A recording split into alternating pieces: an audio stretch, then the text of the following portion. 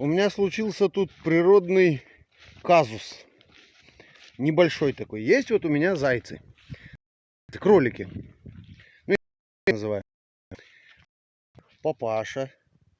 Да, вот это папаша. Рыженький. Наша бабочка. Уши. Вот еще Маша. Она... Ага, вон нос высунула. Ну тоже черная, белая. И только нос и уши черные. Вот она. Вот еще одна мамаша. Тут еще одна мамаша. Такая же вон она. Вот. Все они одинаковые, да? Как вы думаете, какие ребята будут, да? Либо белые, либо рыжие, да? Либо бело-рыжие. Или белые, да? Как бы не так. Это, как говорится, природа. А вот они, ребятишки. Вот. Все, блин, черного цвета. Абсолютно все.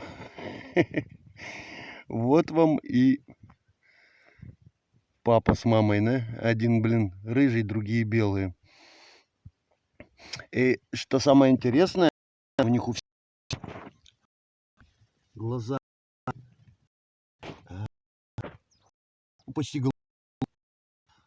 у одного, они вон тут дальние, вот тут дальние вот коричневые глаза, а у этих у всех голубые, ну или серые там, хрен поймешь. И вот один только у него коричневые глаза. Вот природа, ё-моё. Зайцы. Ну, называть их, как они называются, кроликами, как-то долго. Зайцы само то. Зайцы. Так что вот такая вот у меня природная ахинея получилась.